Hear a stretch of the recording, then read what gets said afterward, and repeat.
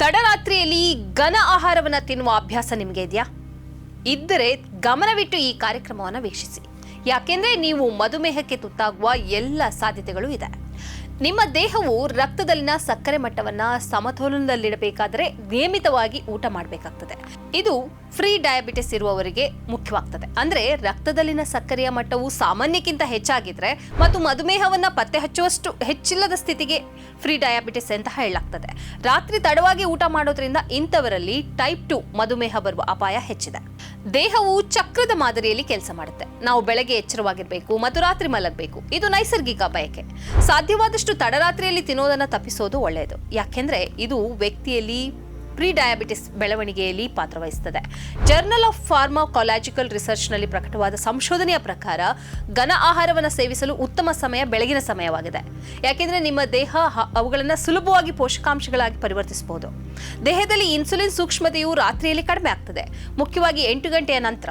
ಅದಕ್ಕಾಗಿ ರಾತ್ರಿ ಊಟವನ್ನ 8 ಗಂಟೆಗಿಂತ ಮೊದಲೇ ಮಾಡಬೇಕು ಅಂತ ವಿಜ್ಞಾನ ಹೇಳ್ತದೆ. ರಾತ್ರಿಯಲ್ಲಿ ಜೀರ್ಣಕ್ರಿಯೆ ಸ್ವಾಭಾವಿಕವಾಗಿ ನಿಧಾನಗೊಳ್ಳುತ್ತದೆ. ರಾತ್ರಿಯಲ್ಲಿ ಹೆಚ್ಚು ಆಹಾರವನ್ನು ಸೇವಿಸೋದ್ರಿಂದ ಕೊಬ್ಬಿನ ಶೇಖರಣೆ ಜಾಸ್ತಿ ಆಗುತ್ತೆ.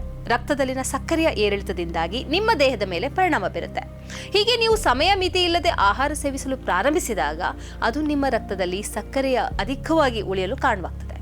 ಇದು ಟೈಪ್ 2 ಮಧುಮೇಹಕ್ಕೆ ಕಾರಣವಾಗಬಹುದು. ನಿಮ್ಮ ಆರೋಗ್ಯ ನಿಮಗೆ ಮಾತ್ರ ಮುಖ್ಯ ಅಲ್ಲ, ನಿಮ್ಮನ್ನ ಅವಲಂಬಿಸಿರುವವರು ಇರಬಹುದು. ಪತ್ನಿ, ಮಕ್ಕಳು, ವೃದ್ಧ ಹೆತ್ತವರು ಇರಬಹುದು, ಅಥವಾ ಪತಿ, ಮಕ್ಕಳು, ವೃದ್ಧ ಹೆತ್ತವರು ಇರಬಹುದು. ಇವರೆಲ್ಲರ ದೃಷ್ಟಿಯಿಂದಲೂ ನೀವು ಆರೋಗ್ಯದ ಕಡೆಗೆ ಗಮನ ಹರಿಸೋದು ಬಹಳ ಅಗತ್ಯ. ರಕ್ತದಲ್ಲಿನ ಸಕ್ಕರೆಯ ಏರಿಕೆಯನ್ನು ತಪ್ಪಿಸೋದಕ್ಕಾಗಿ ಸಂಜೆ 7 ಗಂಟೆಯಿಂದ 8 ಗಂಟೆಯ ಮೊದಲು ಊಟ ಮಾಡಿ ಆರೋಗ್ಯವನ್ನು ಕಾಪಾಡಿ.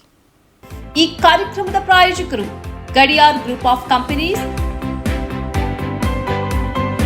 specialized in piling and shoring, engineering consultancy, firefighting, steel structures, real estate.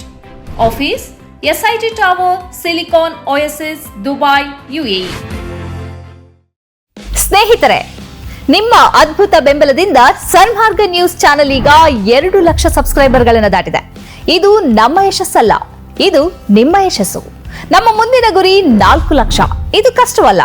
ನೀವು ಮಾಡಬೇಕಾದದ್ದು ಸಿಂಪಲ್.